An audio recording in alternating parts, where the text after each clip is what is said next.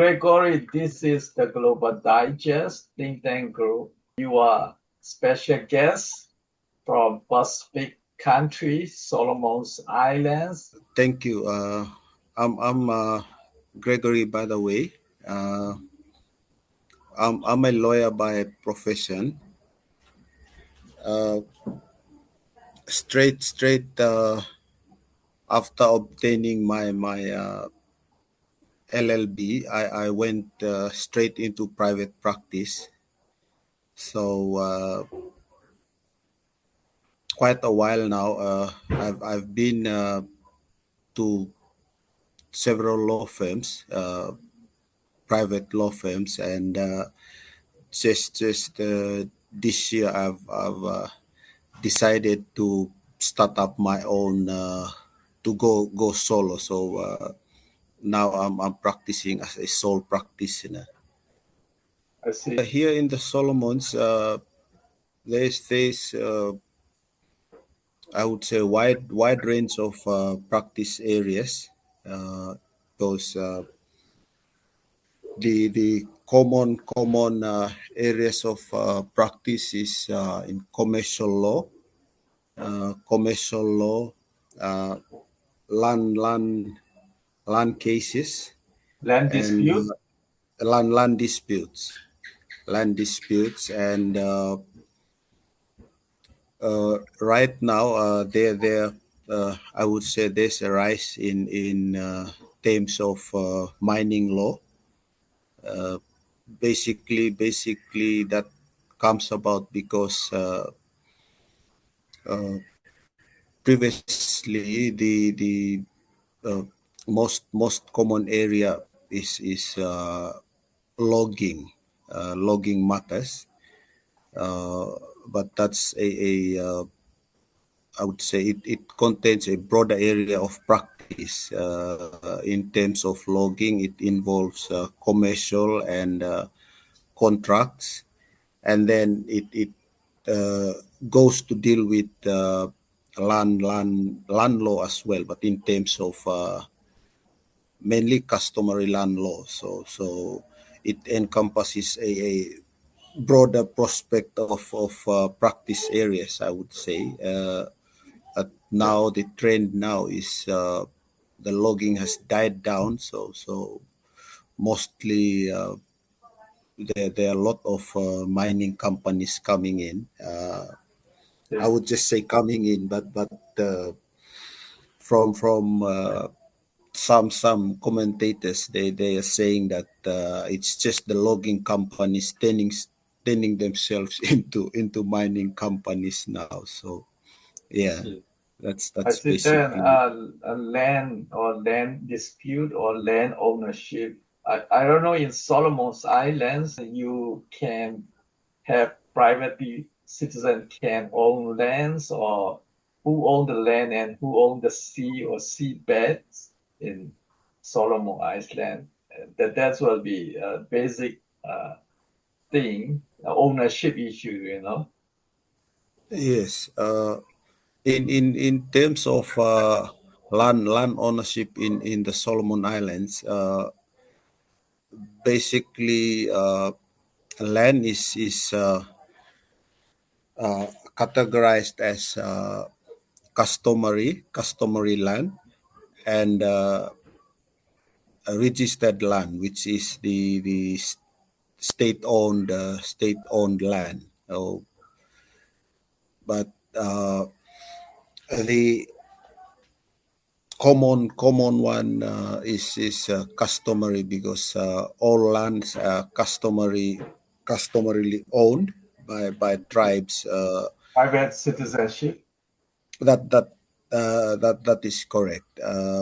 Before being acquired, it has to go through the acquisition process, and then it then turns itself into state-owned land, or mostly known as registered land here in the Solomons. But in terms of seabed, uh, the ownership per se would remain with the customary landowners, uh, because there is uh, that land is owned the towards the foreshore, even if it's a registered land, the land below the high water mark is deemed customary land.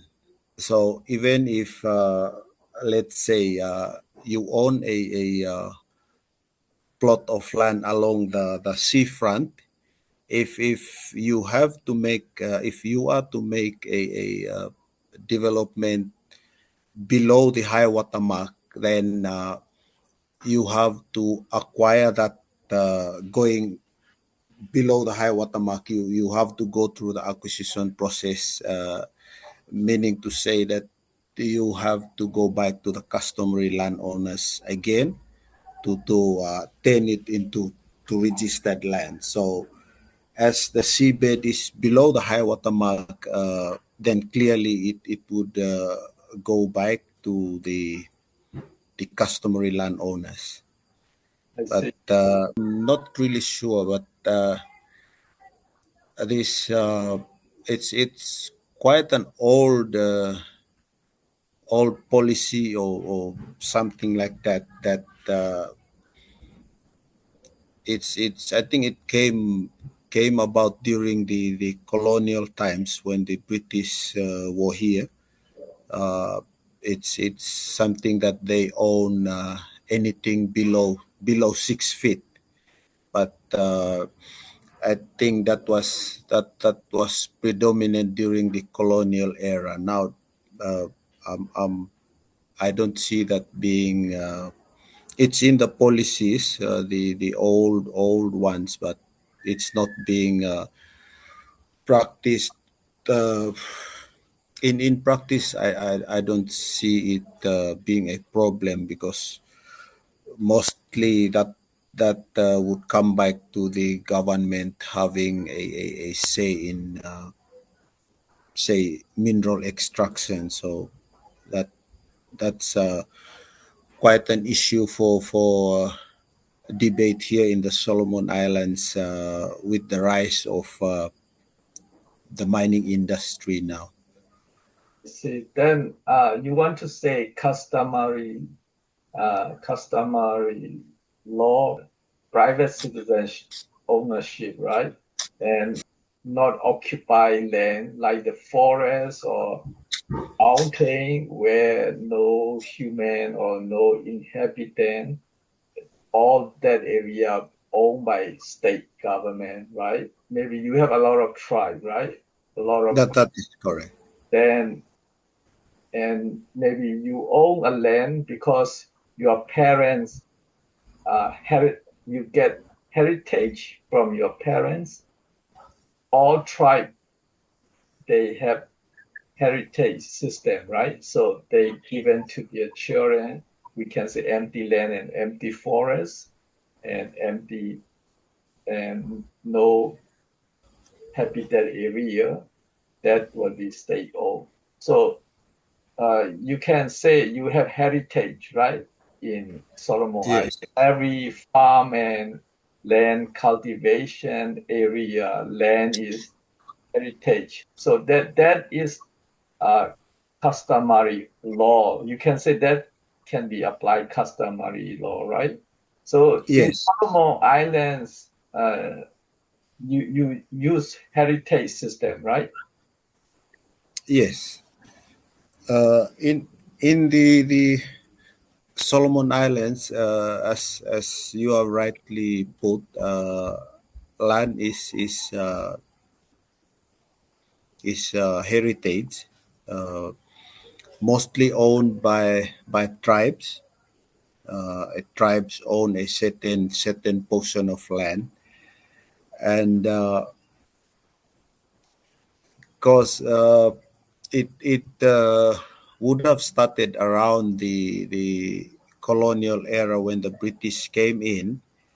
Uh, the the lands that the British have acquired Those are the lands that when Solomon Islands gained independence and it became government-owned land, government-owned land, and those are then registered, and then people can acquire it, but through the government process of acquiring land, which is uh, common throughout the Pacific. How the land, because mostly here in the Solomons we have adopted a system called the torrent system of registration. So a somebody owning registered land, he has to have a title for that particular portion of land that he owns, and then uh, the other lands that are not being registered, those lands are then deemed customary land. So any land that is not registered, it is customary land. It can be registered upon the wishes of the tribe, or anyone purchasing customary land, if it has to be turned into registered land. So if you are to purchase a certain portion of customary land, let's say along the town boundary, outside close to the town boundary from the customary land owners, for safety, uh, because you would know that the land is owned by the tribe. So for Right. your own safety, you have to turn it into a registered land, and so you have to go through the acquisition process, finding out who are the true landowners, and then have that land registered, and then you can have a title for that land. So a customary land can be turned into registered land, and then so basically those are the two types of lands in here in the Solomon Islands. Right. So each mean you said the registered land mean like British when British colonized, British government they made title register all those occupied land, right? So that is called registered land. And then those are traditionally heritage from your ancestor, your grandparents, your parents. That is called customary land in Solomon Islands. Then uh, those customary lands are never registered, right? You don't make any document, any paper, no registration. As you said, the tribe ownership, and they have a traditional way of occupying land. That's traditional method. Yes, for customary land that is being purchased, there are currently mechanisms in place. There are processes under the laws here in the Solomon Islands that caters for that. But basically those laws hinges on finding out who the real landowners are. So say if I am to purchase a certain portion of customary land, uh, when I deal with uh, say somebody for that from that particular tribe, I deal with him, and then when I want to register it, it has to go through the acquisition process for it to turn into registered land, to be converted into registered land. So that that process of acquisition, there's a process that a notice have to be put up, and then say briefly, a notice has to be put up, and then anyone claiming right over that same portion of land can come forward within a certain period of time. It's 3 months, a period of 3 months, 90 days, when the notice is put up, and then if somebody also has a claim to that same portion of land, then uh, the acquisition officer will hear his claim after the lapse of 90 days. So after the 3 months, there is a hearing, acquisition hearing, uh, which everyone that claims that portion of land comes forward, put forward their claims, and then that acquisition officer is given powers under the Land and Titles Act to adjudicate the claims that arise from that point in time. So after he makes his decision on finding out who that real landowner is, and then any dealings thereafter, signing the proper government documents will then be with that uh, group that came out during the acquisition hearing. This is among tribal people. They may also may dispute, right? Before they make a deal, sell and purchase.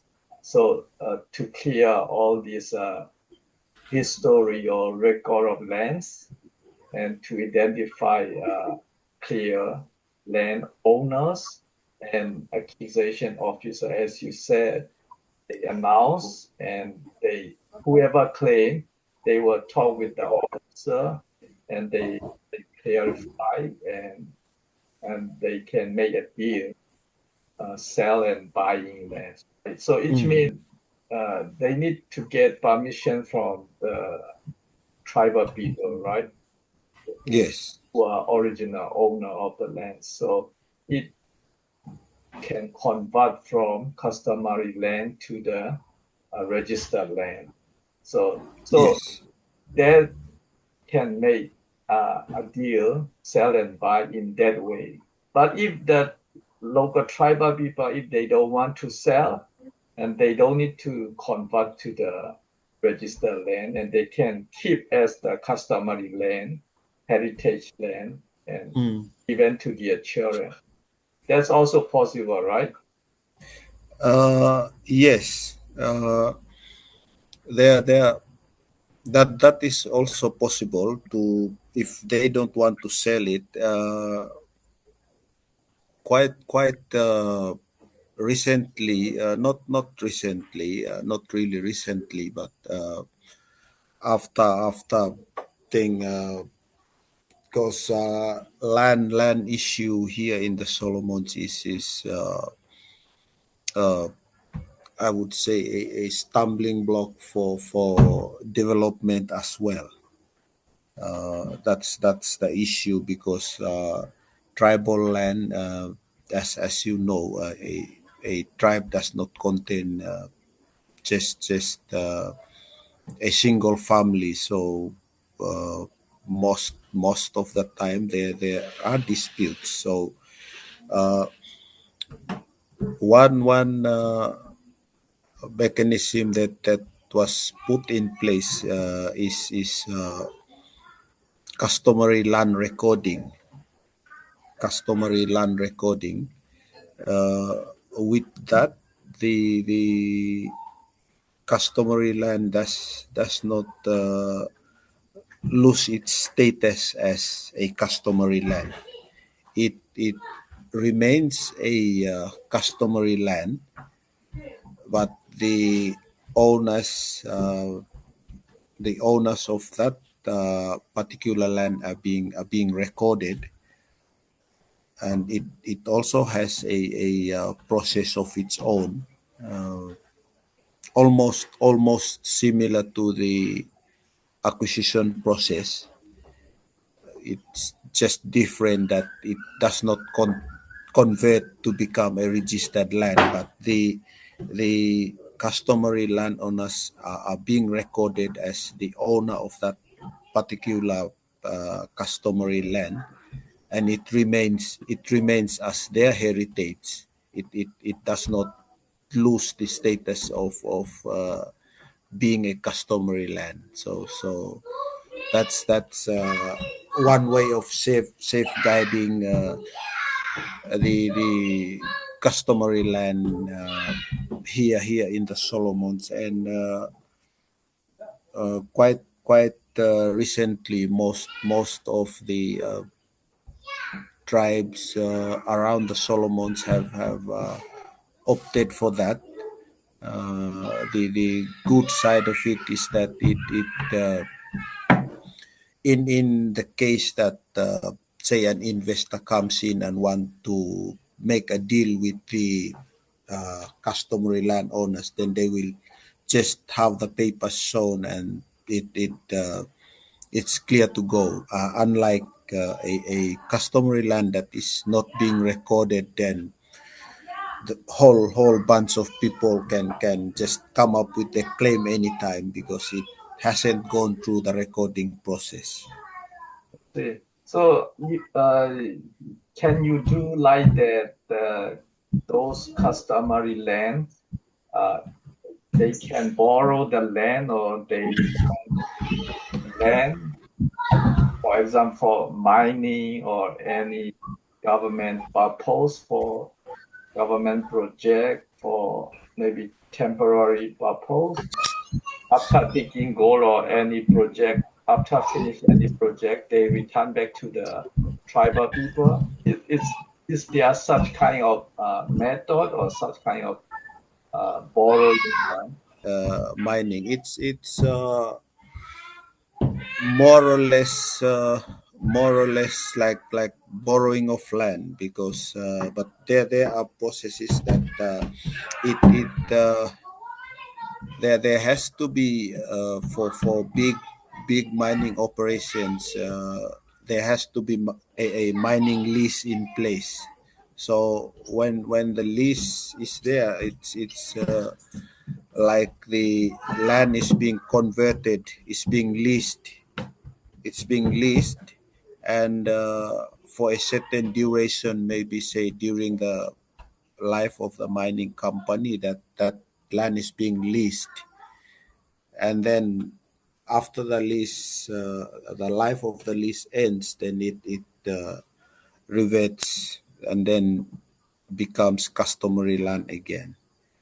You see, Or in other cases, those customary landowners can also have their land uh, leased to the government, but it has to go through the process of acquisition as well, because any land that changes its status of customary land has to go through the acquisition process.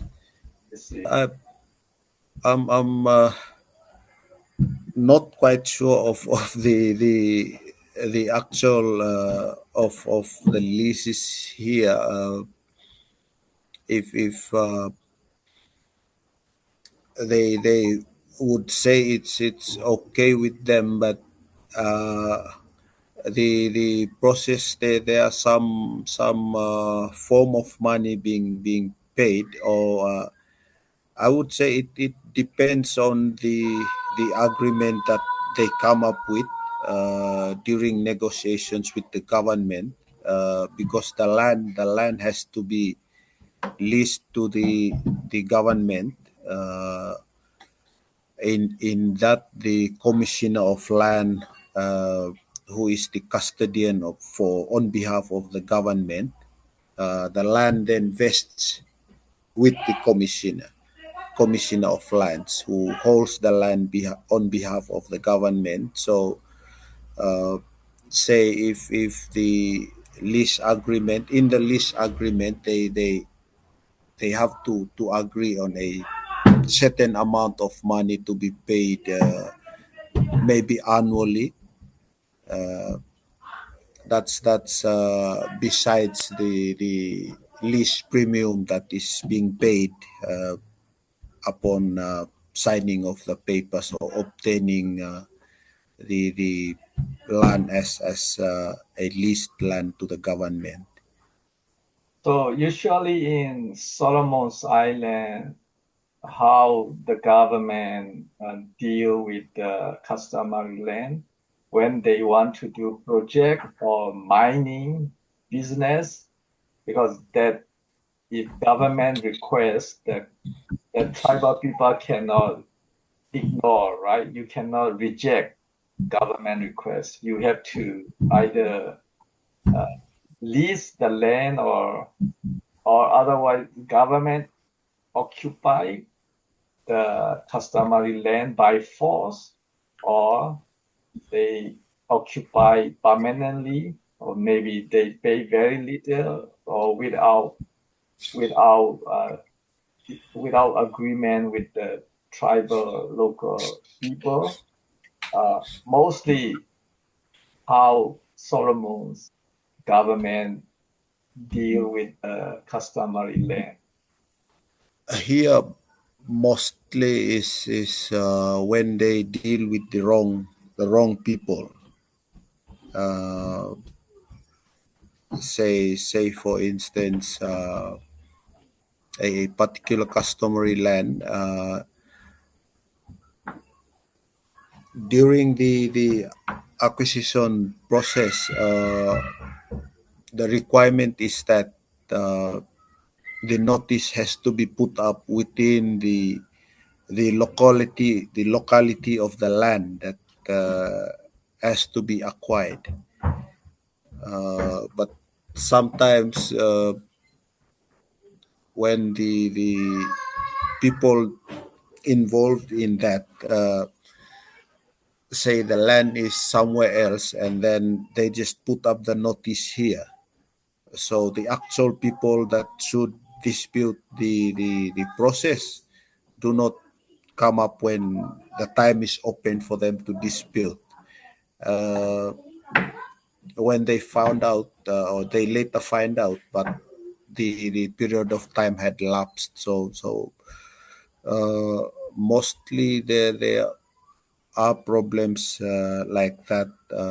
I'm not sure if it's intentional on their part, or uh, it's sometimes they say that, oh, we don't know that place. The people there told us to put the notice up there. So yeah, but it's a bit it's a difficult, I would say difficult undertaking to deal with land that is with customary landowners, because that's mainly where the land disputes here in the Solomons.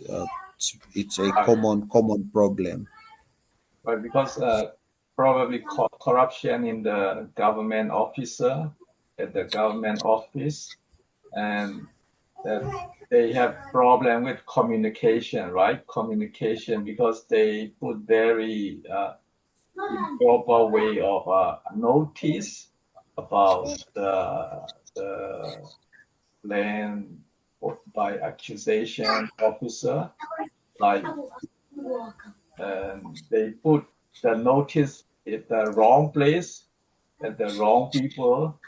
And one thing is communication problem, Probably there's a corruption among government office and among government officer, because they intentionally uh, notice, not let them know the owner. They may very difficult way of notice. So they put wrong place notice, and they made wrong person notice about the accusation notice. And I'm not sure 90 days is enough or not because some very remote area. 90 days is enough, provided that everything is done right, right? Like if the notice has to be put up here, if that is being complied with, I think that 90 days is enough. They should notice And at the right place. that is correct, because if you say 1 year, the notice has to be there for 1 year. Then if you're the investor coming in and then you have to wait for a year, that's not quite good for business, right? So like there has to be something that has to draw people to want to do the acquisition or to acquire land. There, there, there, there can't be anyone willing to invest or to acquire land if the process itself is being seen as a stumbling block. So, because after the land acquisition, then there's a whole lot of processes that involved in a particular undertaking. If you you are to say yeah, a particular investment, there are a whole lot of processes that involves in it before that investment becomes a reality. So if you have to put 1 year for the start of that, then I don't think like people would really like to go in to such undertakings. That's just my take on that. But I think for the 90 days, it's sufficient if everything is done right. Right. Communication is important, right? Communication. So in Uh, Solomon Island, you don't have a post office or mobile phone or internet because if they send letter by post mm, office directly to the landowners, tribal people, to the owner house directly, or directly they can make phone call, mobile phone call by a government officer to the landowner, or they can also send message, text message by phone mm, or by email. So those kind of communication system, electronic system, they don't have in Solomon's Islands. Why don't they use those communication tools? That will be much effective directly to the landowner. So they don't even have to wait 90 days, just a few days, then it can also finish. Important is message, communication, mm. delivering message.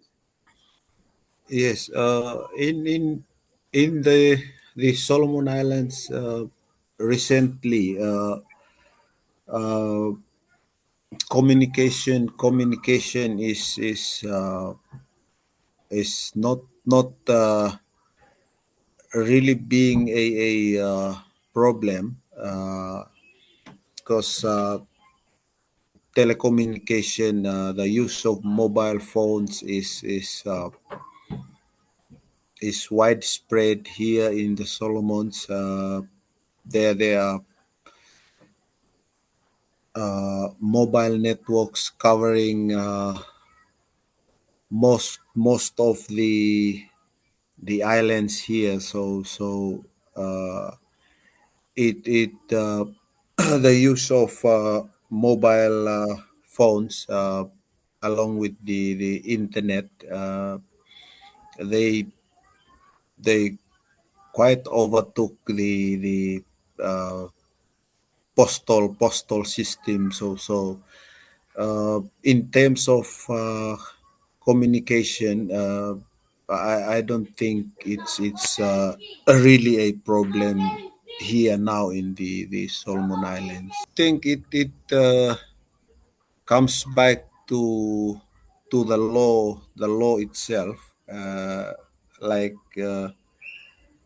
the example that I have given in with the notice, the putting up of the notice, like the rationale behind that, in my view, is to enable others that have a claim to the same land to come forward, uh, rather than the government official just picking up the phone and then calling that one person that the dealing is with, or that they have started negotiations with. Those processes are governed by law. Like if there has to be a notice, then there has to be one. Right. I mean, they can do both, you know. They can do on the ground notice. They can put notice board on the side of the land.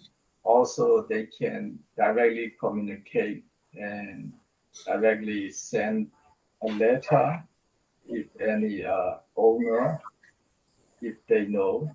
Then also they can also send notice to the village head or other related to village or Mm. anybody who claim the land, they can send notice or any information, you know. Also, they can Yes. do a village at the village office or a related area. They can put notice, you know, and that Mm. is also. So I think we need Solomon's government need better communication and better notice, I guess. And because the land nowadays, Solomon, as you said, the land uh, dispute is become common and problem in Solomon's Island because mining company, Most of the mining companies are Asians. Uh, I think apart from the Gold Ridge mining, which is the biggest gold mining here right now in the Solomons, that is a Chinese company. But besides that, the other small mining companies,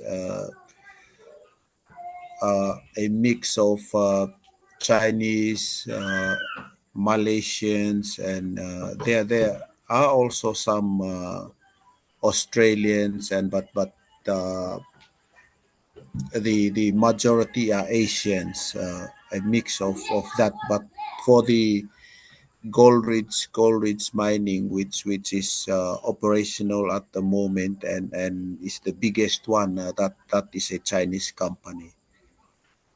I see, Besides gold, there is nickel mining, bauxite mining, uh, but most of the companies going after gold. Uh, some companies, as I have said earlier, here we are seeing a rise in the mining companies. Most of the companies right now are in the prospecting stages. So most of them have registered, have obtained their prospecting licenses and in the prospecting phases. So as to what mineral they will be mining, I'm not sure, but most of the companies that are actually doing mining now are just gold, nickel, and bauxite. In terms of environmental law, it's it's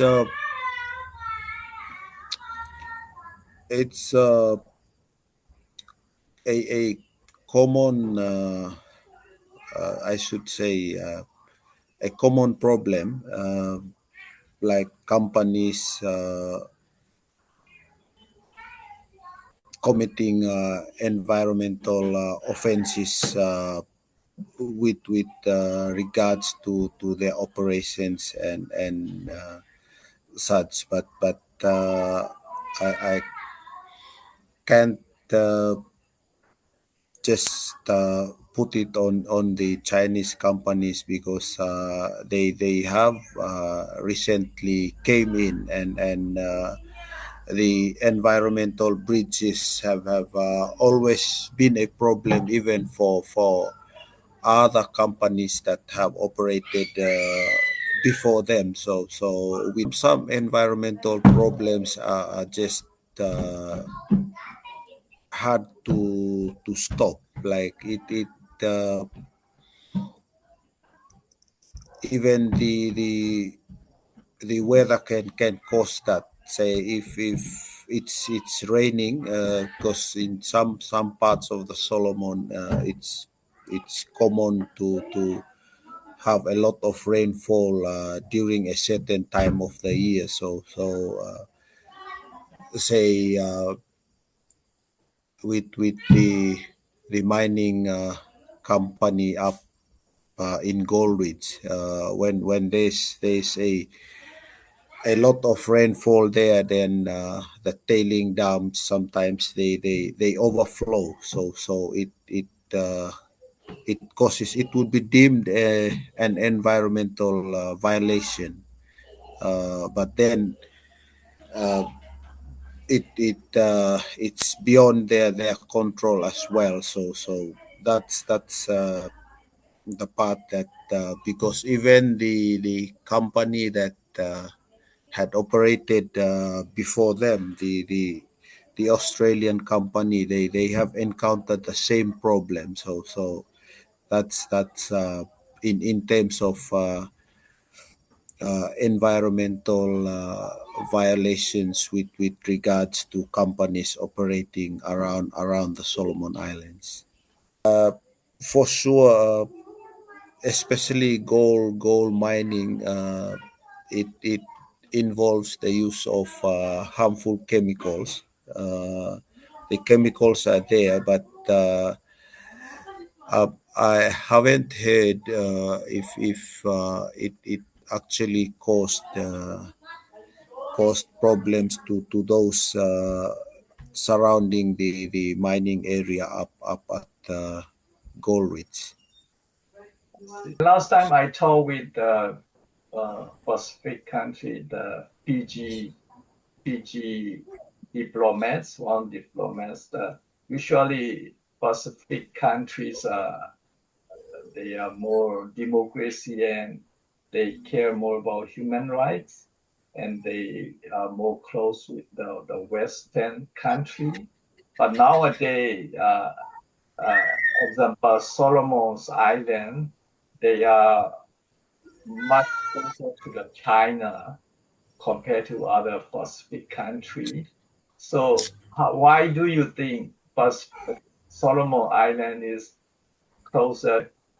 Solomon government will be, or they allow uh, Chinese Navy or Chinese Army, even Chinese police in some islands? How can you say your government and your government policy and relation with China?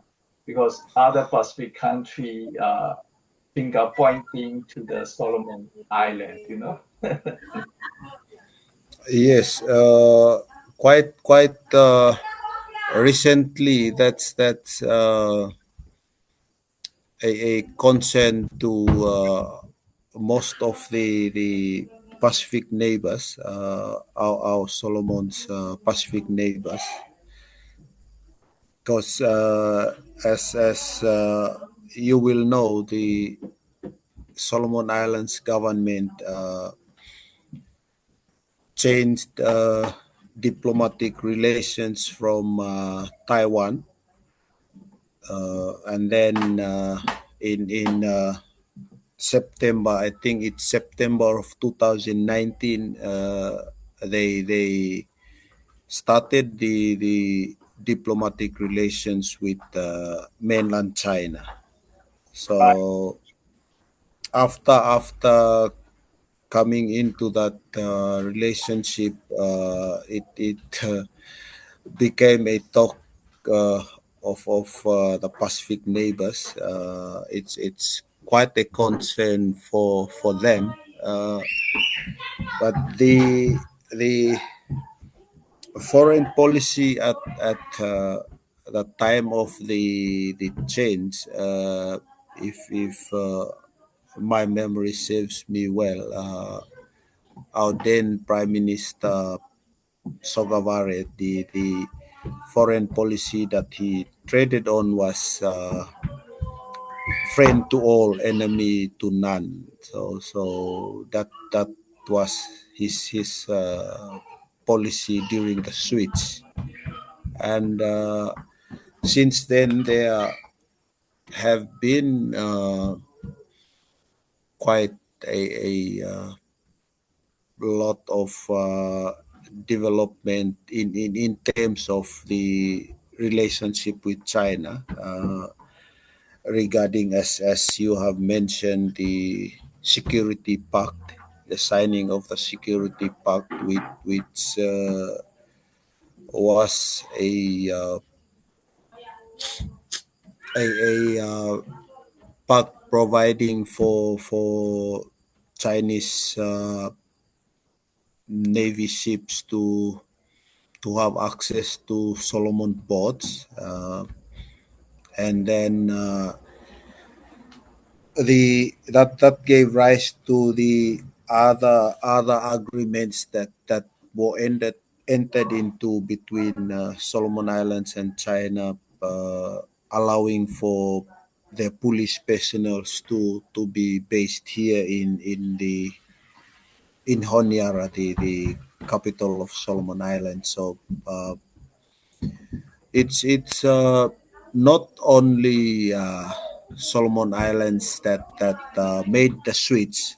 Some of the other Pacific islands also made the switch from Taiwan to China, but uh, as you have said it become a big concern for the other Pacific neighbors, and including Australia and New Zealand, by the way. right. And many dictator government, they like China begging because they are dictator. So they want to rule so long ruling the country. So your government is becoming dictatorship, or how can you say that? Uh, in terms of in with that concern, from the way I see it right now, our our democracy uh, still remains.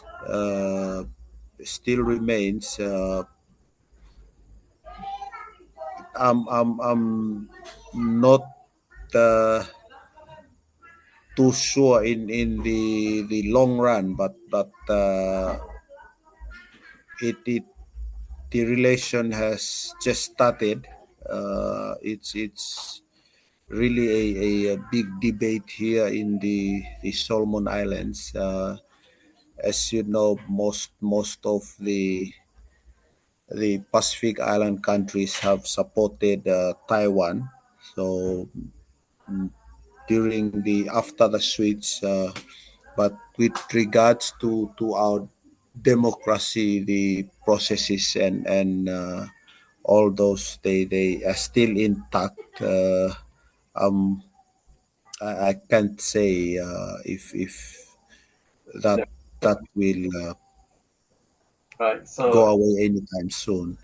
right. People were concerned about your government, right? Solomon Island government, because people were very concerned about dictatorship in the Solomon Island and authoritarian system in Solomon Island, and also a lot of Chinese police are there nowadays, and which means even they don't have Solomon's Island will be depend a lot of Chinese police. Mean Chinese police will not care about people, they will be only work for the government. So which means the people voice will be less and less.